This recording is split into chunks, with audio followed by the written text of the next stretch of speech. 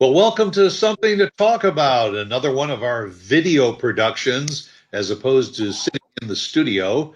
But glad to have you with us again. My co-host Vaughn, hopefully will drop into the virtual studio shortly. She's out doing some shopping and has her mask on and her gloves. She has to go home, and primp the hair and all before she joins into the show. But we got into a discussion earlier in the week, and I said to her, "Did you get your stimulus check?" And she said, "Well, what stimulus check?" And I tried to explain a little bit about what it was about. And she says, "We're supposed to get free money." I said, "That's my understanding, but I'm not exactly sure about what it's all about, too." So I said, "Hey, I'll tell you what. This week on the show, we need to get somebody that knows exactly what's going on and what it is all about." And for those that are watching the show, I have invited Robert Gralla, who is a certified public accountant. And Robert, welcome to the show. For those that are watching the video, you have a little chat button. If you want, you can send a question if you want. So if there's any questions for Robert, you better send them to him because I can't answer the questions. But Robert, I mean, right from the get-go, everyone was told, my mother always used to say, you never get anything for nothing. And they said, oh, everybody's going to get this $1,200 per person. And if you've got children under the age of, I don't even know what that is, 18? 17. Then you would get $500 additional for each one of those. Yeah. So everybody's running to their mailboxes every day looking for their checks. And I haven't seen mine, and Vaughn hasn't seen hers. Did you get yours? No, I haven't gotten mine yet. First, Stuart, I just want to say thank you for the invite. It's a pleasure to be on your radio show once again. Anytime. And I hope I can get a good message out to people and give everybody a better understanding what the stimulus check is about and a couple other things that pertain to us regarding the CARES Act. As you know, March 26, 2020, they signed into law the CARES Act, which actually stands for the Coronavirus Aid, Relief, and Economic Security Act. It's a $2 trillion federal act, federal money to help reestablish and put stimulus back into the economy. And what you were talking about was a small part of the CARES Act, the stimulus payments that individuals will be receiving. And there's been so much question about it, so much hoopla about it.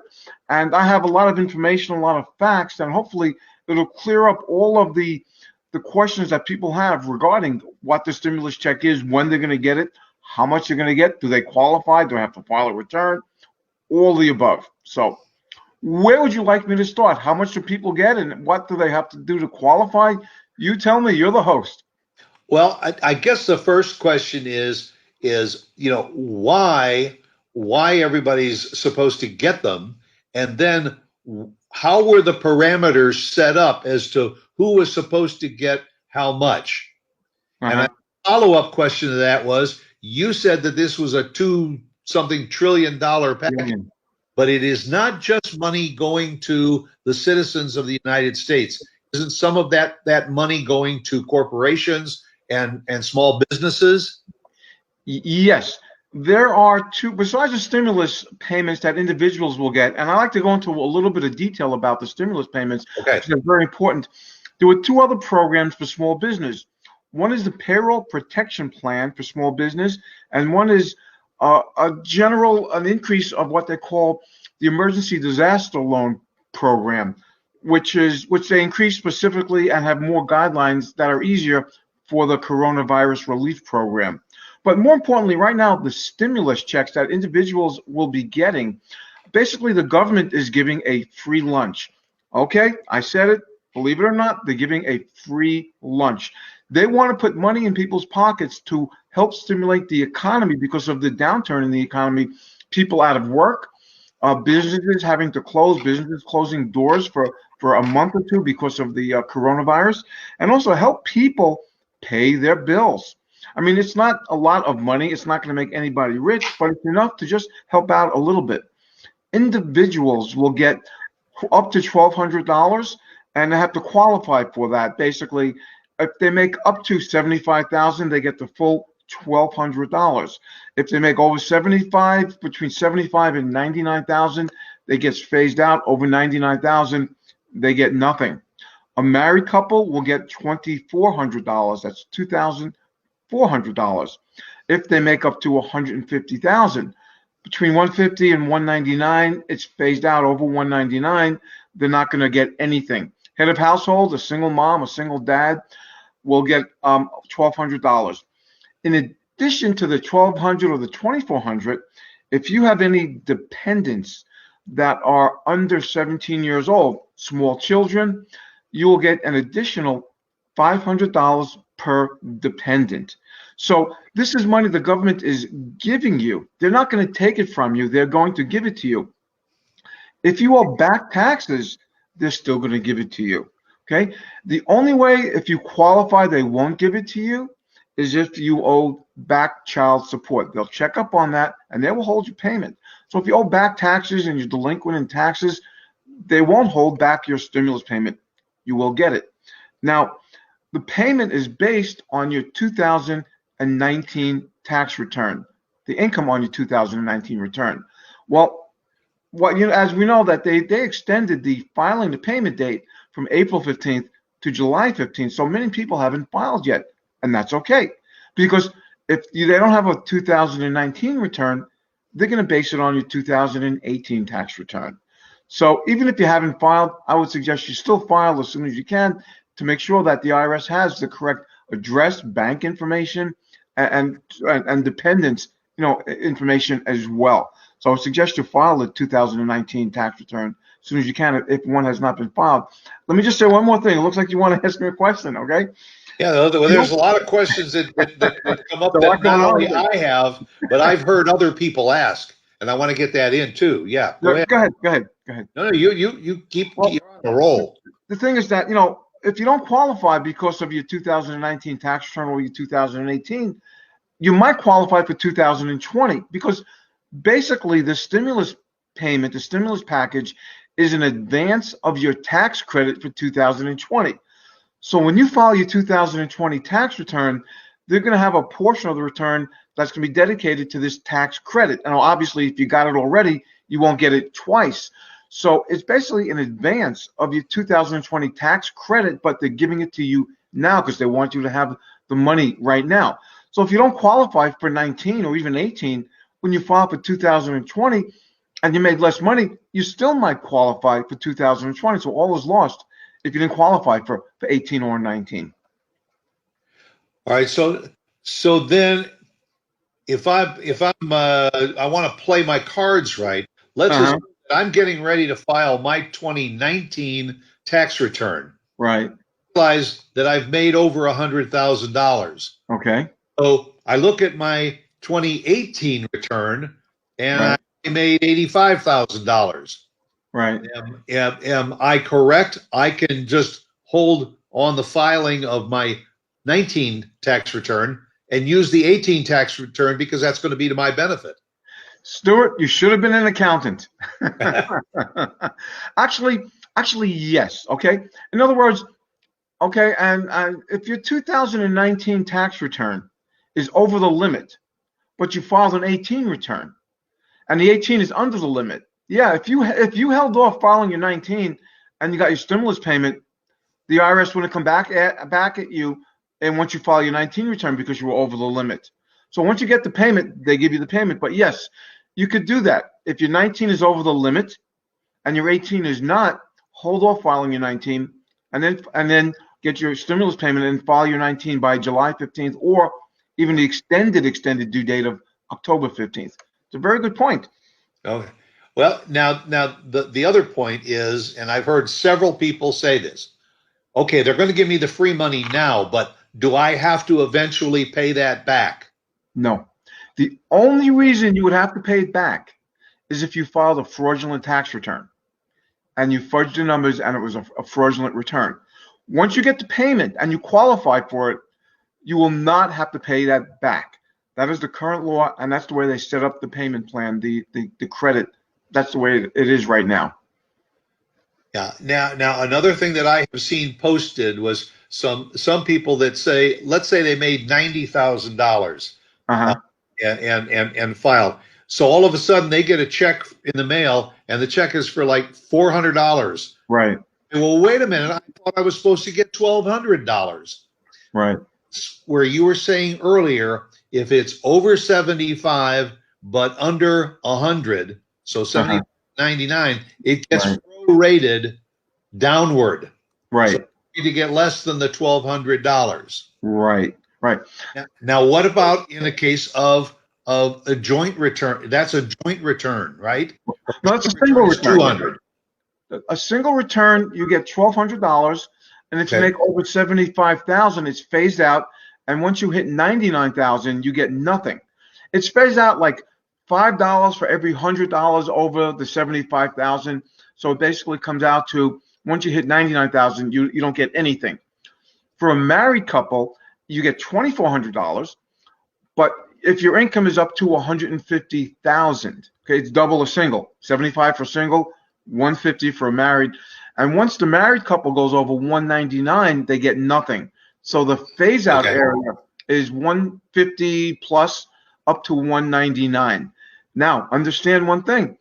So let's say you made, I'll just throw a number out there. You're a married couple, you made 175,000.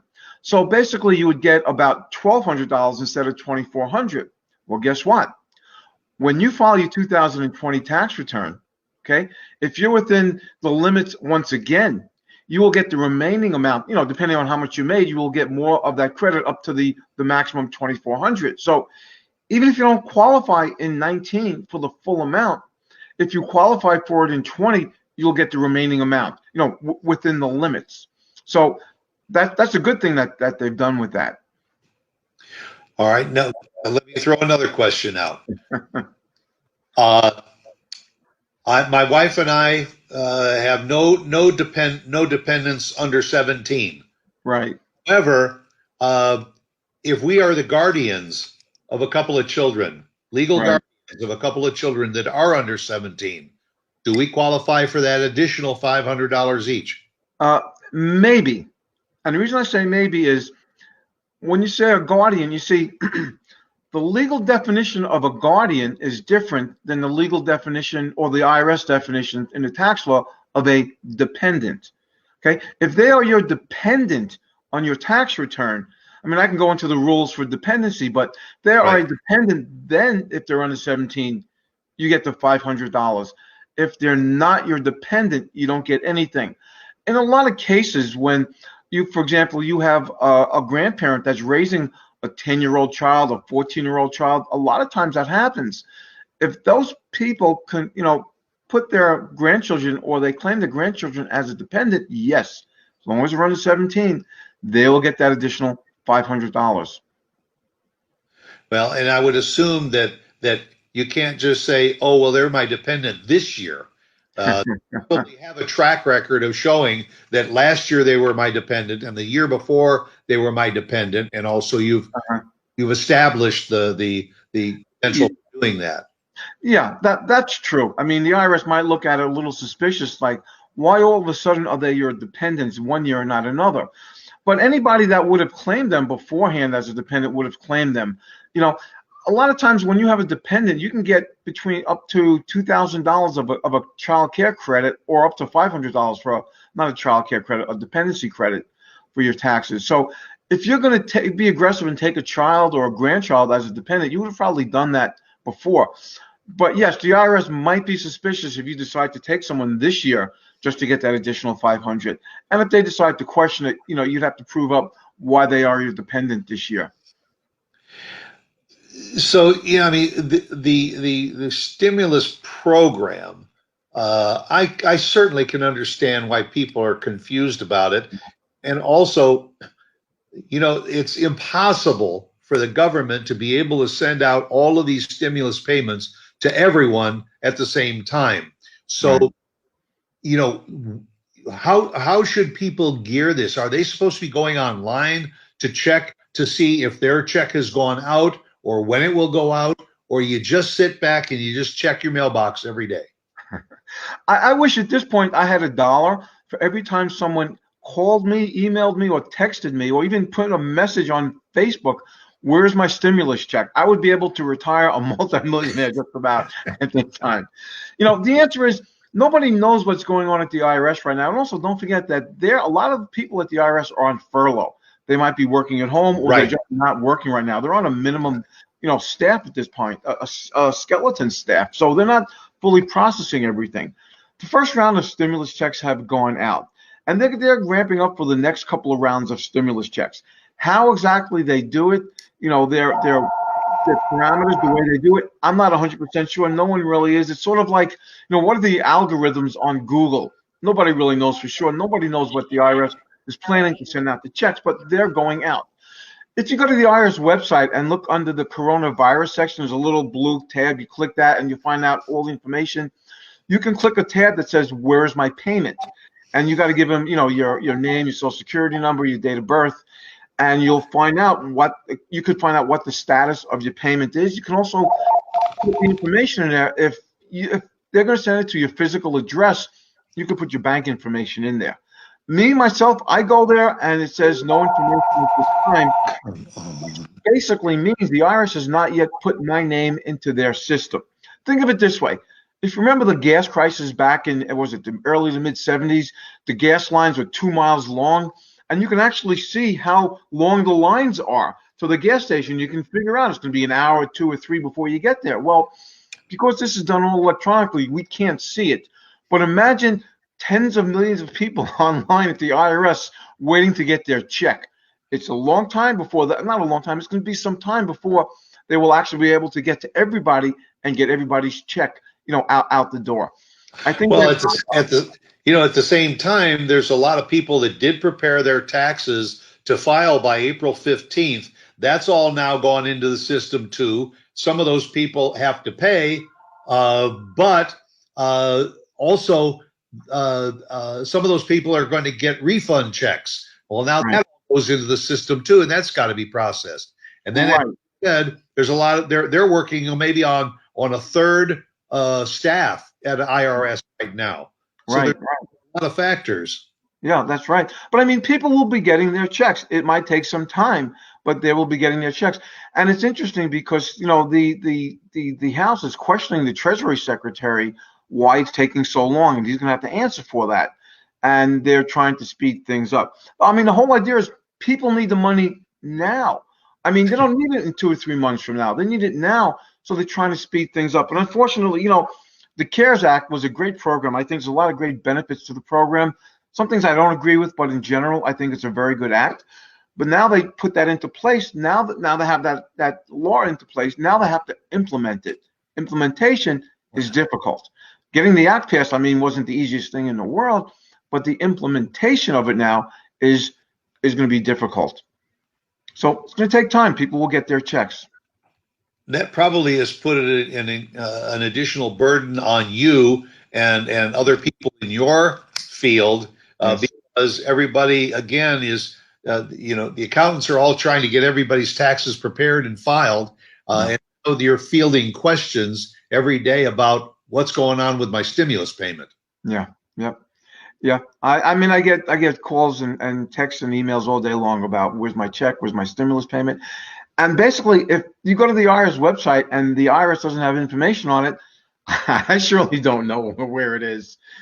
But sometimes as a professional, my clients or people in general, sometimes you have to hold their hand a little bit and walk them through something or explain something to them. So at least they feel better about it, that the IRS isn't missing them and that they will be getting their check. So sometimes you got to just hold their hand a little bit and walk them through and explain to them what's going on. You mentioned the IRS. So is there a site that our listeners can go to on their own at their leisure on their computer to check on the stimulus payment and check to see if theirs has gone out? Yes. Very simple. IRS.gov. And when the IRS website comes up, you'll see a big blue square that has coronavirus in it. Coronavirus, stimulus payments, economic stimulus, and all that. You click that, and it'll take you to another part of the IRS website. And it's very clear what you have to click to get the information on your payment.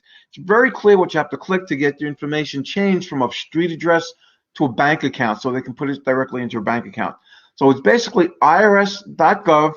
Click the big blue box that has the information about the coronavirus, and you can't go wrong. It's just right there. So let's assume that you get your mail by P.O. box. Is that going to hold up a stimulus check because physical address? No, it should not. It should not hold up the check. P.O. box or physical address doesn't make a difference. Now, if I get my monthly Social Security payment that's deposited into my bank, will that stimulus check probably go the same route? It should, yes. I can't answer 100%, but according to what I've read, it should, because they have your information, your bank information on file. Which is interesting you bring that up, which is a little bit of a different subject. Another question people had about the stimulus check is, I don't file a tax return. Will I get a stimulus check? How will the IRS know that I exist? Well, if you don't file a tax return, for example, if you're a single person and you make less than $12,000 a year of taxable income, married couple making less than $24,000, you may not be required to file a tax return, and that's all well and good. But in order to get, and if you're getting regular Social Security, if you're getting Social Security disability, railroad retirement, or if you're getting a veteran's benefit, you don't have to file a return. The stimulus payment will come automatically to you. If you do need to file a return because you're not getting any of those payments, for example, let's say I'm a college student, I'm 25 years old or 24 years old, okay, and I'm making a minimum amount of money. I don't have to file a return, but I'm entitled to my stimulus payment. I don't file a return. Go to that same website, irs.gov, click the big blue box for coronavirus, and you can input the information there to tell the IRS that you're required to get a stimulus check. And you put the information in, and they'll send it to you. A lot of other situations, like, for example, you may not, like the example you gave before, where you had two grandparents on Social Security. They may not file a tax return, but they're the guardian, and they can claim a grandchild under 17 as a dependent. Well, they're getting Social Security. They're going to get their $2,400, but they're entitled to additional $500 for that grandchild that's their dependent. You go to the IRS website, put that information in, and they'll give you the additional $500 for that stimulus payment. So you should. So if you don't file a tax return, and you're not getting SSDI, Social Security, veterans benefits, railroad retirement, you need to tell the IRS that you exist and where to send that stimulus payment to. Very important. Or what about the case of someone who maybe has a loss carried forward on their tax return? Does that mean that since whatever money that person earns, if they've got a net operating loss carried forward, that means they're not going to be liable to pay any tax, but are they still eligible to receive the stimulus payment? Yes. I mean, the bottom line, it's your adjusted gross income is what the IRS is basing the stimulus payment on. Let's say you made $2 million of income, and let's say you had, $1,999,000 of carry forward losses. You had $1 worth of income, even though you had $2 million of income. When it comes down to deducting those losses, you're still eligible for the stimulus payment. And by the way, for your listeners, if you have losses in your business, the IRS allows you to either carry them back for a certain amount of years or carry them forward. You don't use those losses. You use them up against prior declared income and get a tax refund, or you can use them going forward to reduce your future tax income. So to answer your question again, if you have an NOL, a net operating loss, and you carry it forward, you're still required to file. And as long as your adjusted gross income is within the range, you'll still get your stimulus payment.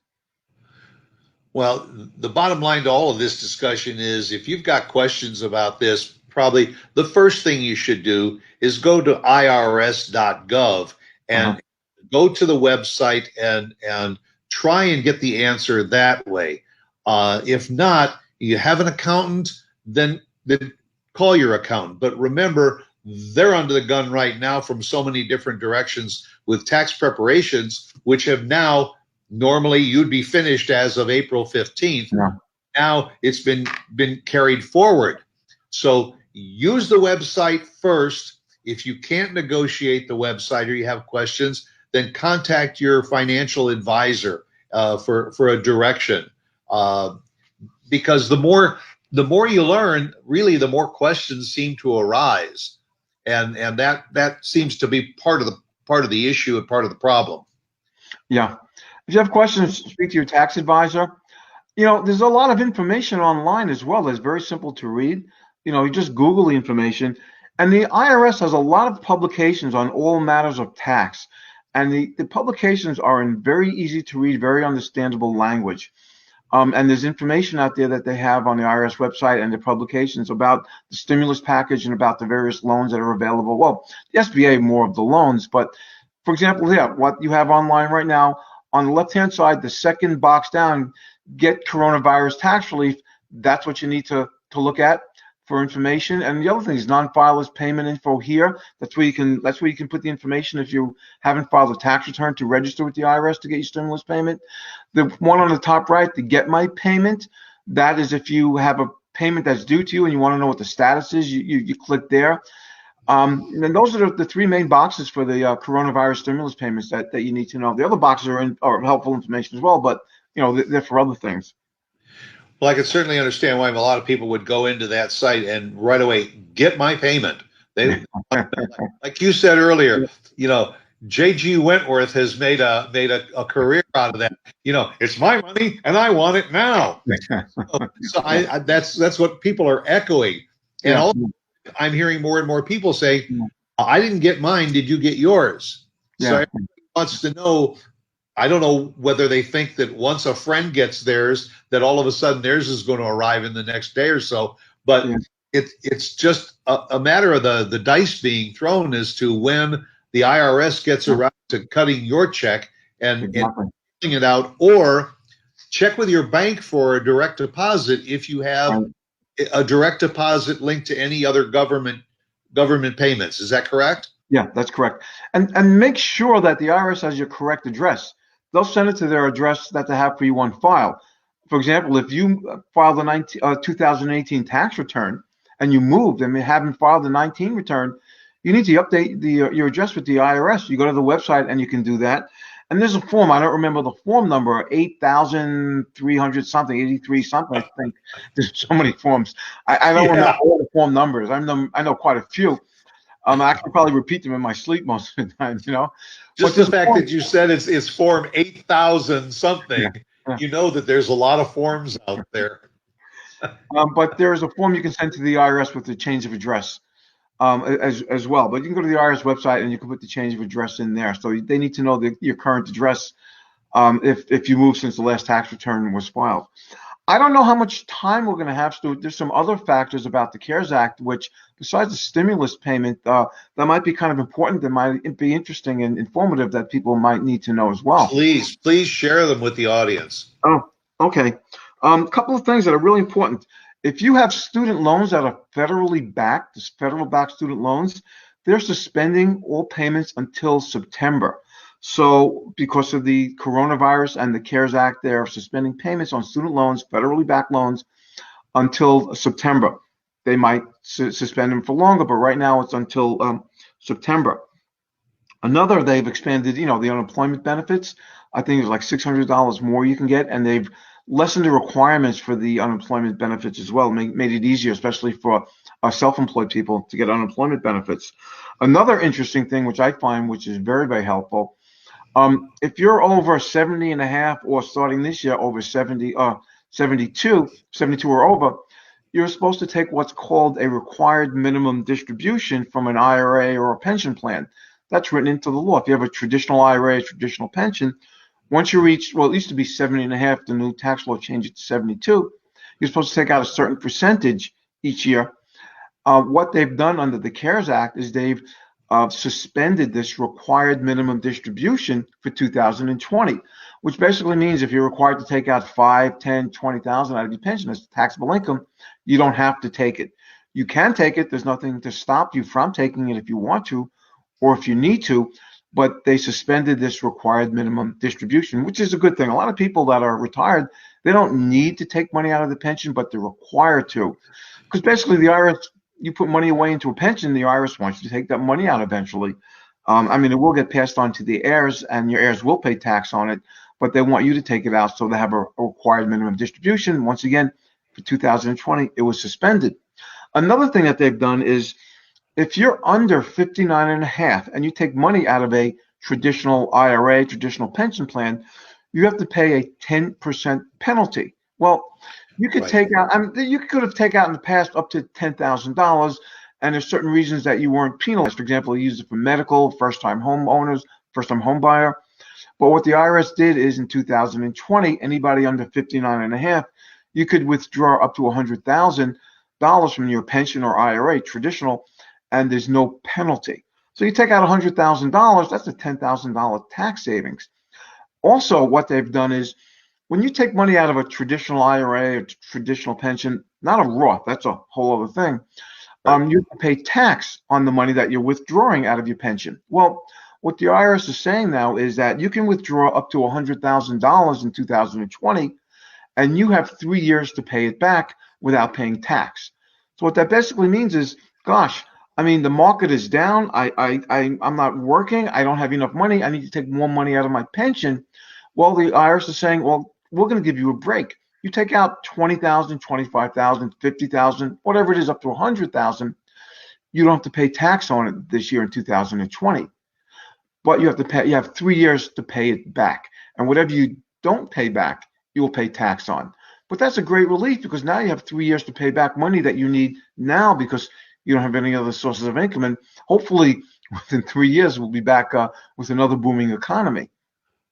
Well, and having said that, if somebody does decide to take that $25,000 or $30,000, they've got 3 years to pay it back.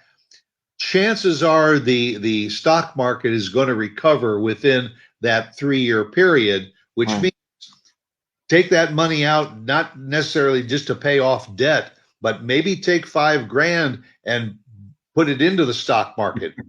Buy some stocks while the price is low, because that way you will offset whatever taxes that you have to pay back. Yeah, this is true. That's just kind of one way of playing the market. There's, again, I said earlier, call Robert Gralla or call your accountant and say, okay, what's the best thing for me to do? Because this is all pretty confusing. To say, I don't want to have to keep going to the bank to keep paying, my bills because I'm depleting all of my savings. If you have an opportunity of borrowing some money in advance that doesn't need to be paid back or doesn't need to be paid back right away, it may be to your benefit to do that. Yeah. Another thing they did, a lot of times people will borrow money from a 401k, and you can borrow up to $50,000 a year. You pay it back whenever you have the money to pay it back. There's no time frame to pay it back, but you do need to pay it back eventually. Otherwise, you'll be taxed on it. Well, just another small thing they did was they raised the amount that you can borrow from $50,000 a year up to $100,000. That's just another small thing that they did with the CARES Act. I don't know. I think we kind of beat the stimulus payment to a pulp. I mean, if there's any more questions you have on it, I mean, there's more information. I'd be more than happy to discuss it. But there's a couple of loans that are out there that businesses can take advantage of. One of them is called the Payroll Protection Program, which is a very good act that they've done under the CARES Act, a good program sponsored by the Small Business Administration and your local bank. And a lot of small businesses can borrow money, and in turn, a good chance or a good portion of that money will be given to them as a grant that they don't have to pay back.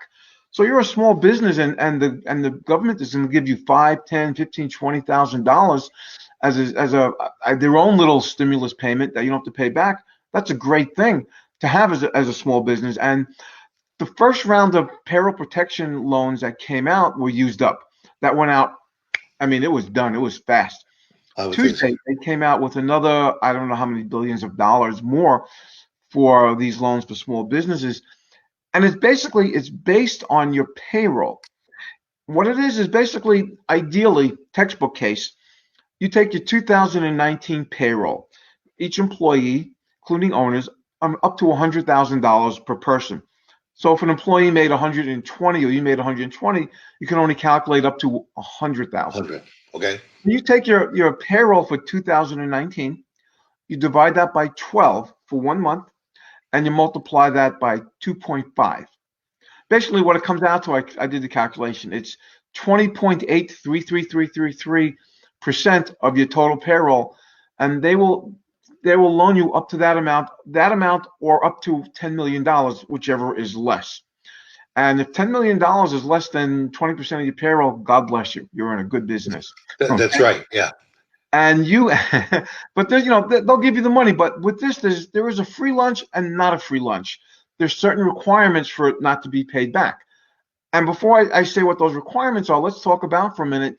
What if you have to pay it back? What are the terms of the loan? Well, you have 2 years to pay it back. That's the bad news, because sometimes 2 years right now, you might need a little bit longer. The good news is 1% interest on those loans, which is fantastic.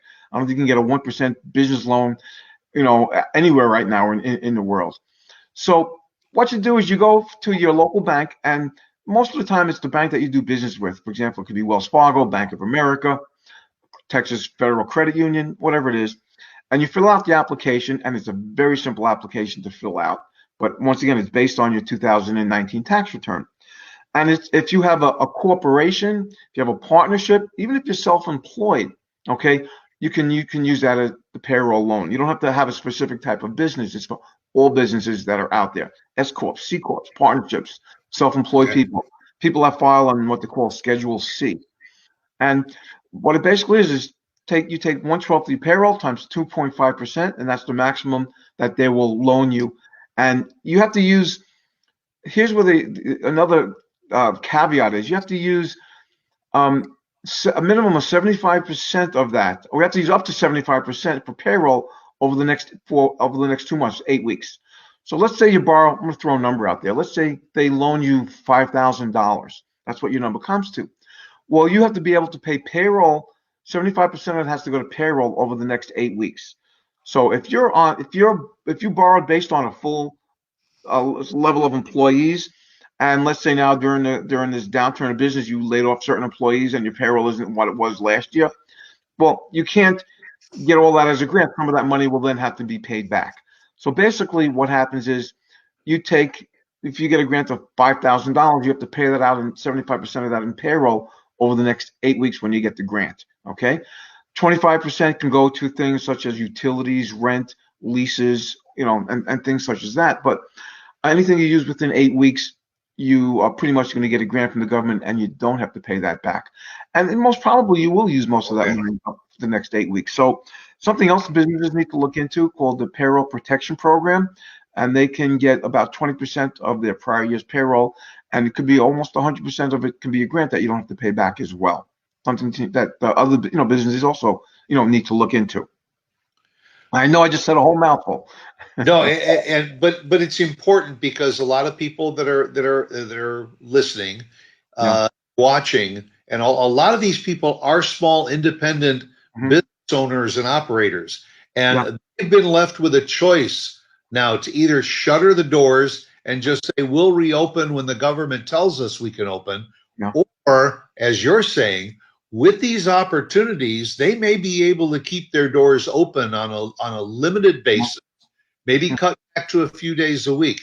In the case of restaurants, we see that there's lots of restaurants that are still open. They're still cooking food. The only thing is you don't have the dine-in capability.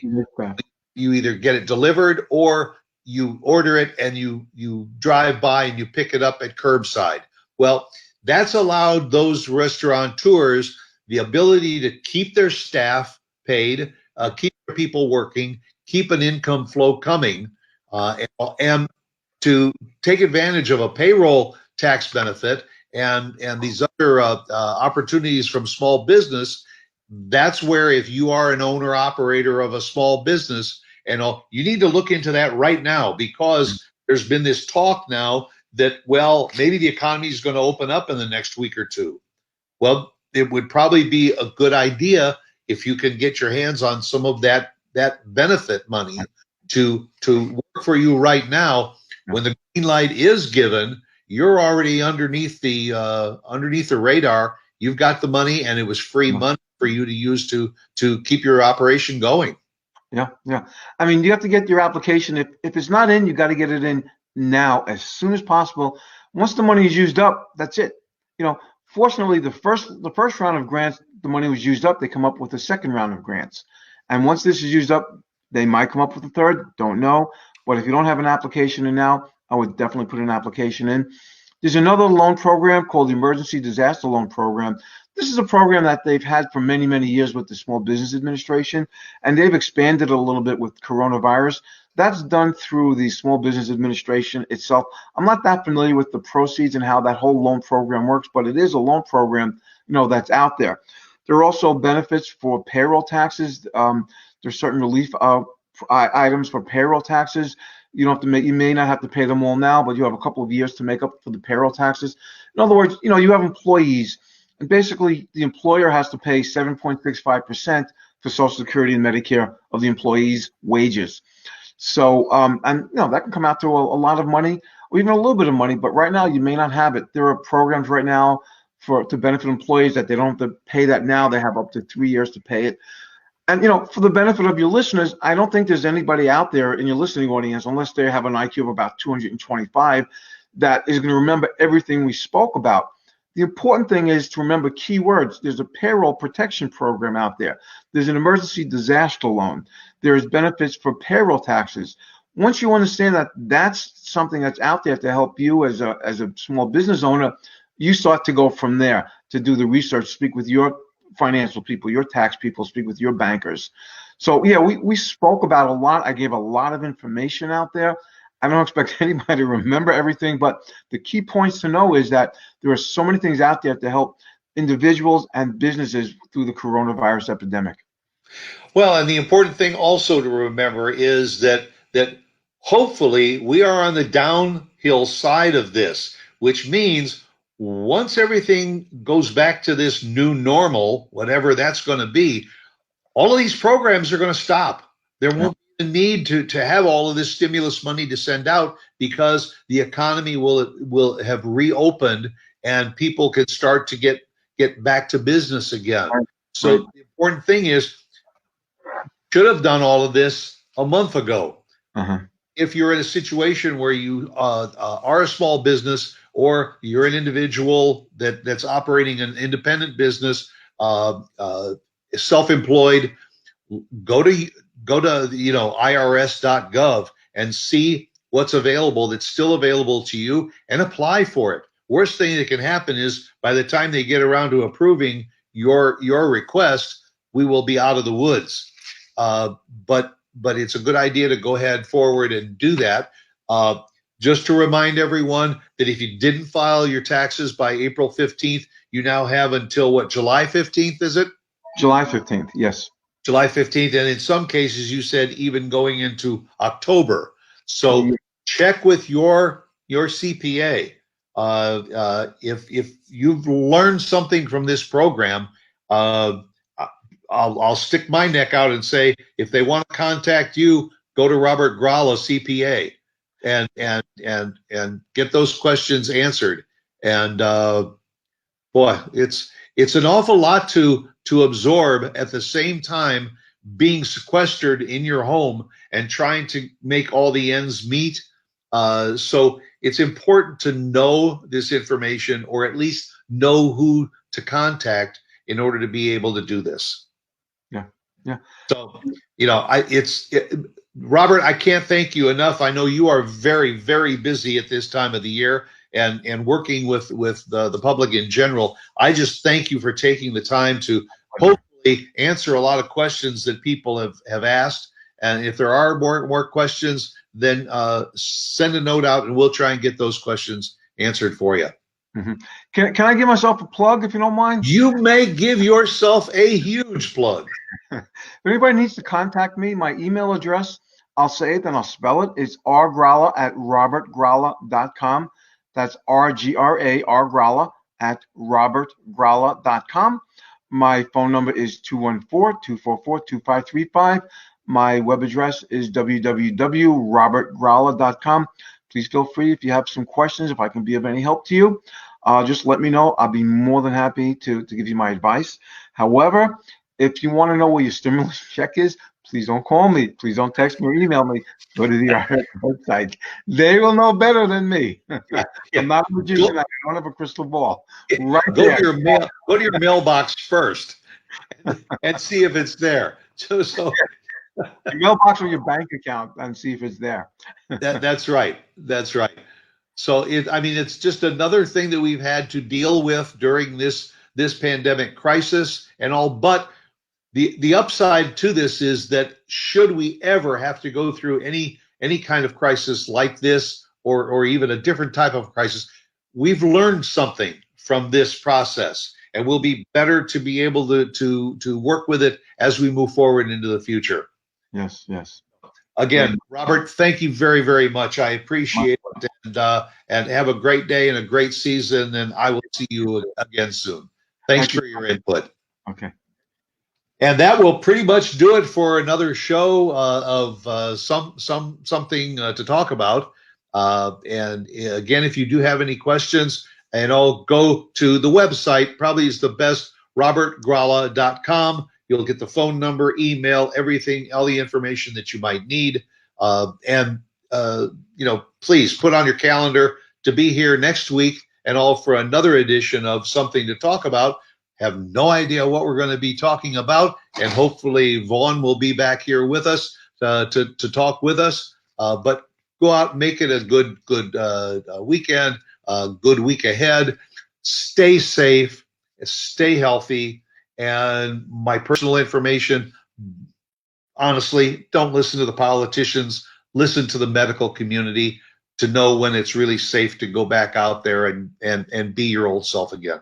So take care, be well, join us again next week. Thanks again to Mark Warner for producing the show, and we'll see you again on Something to Talk About.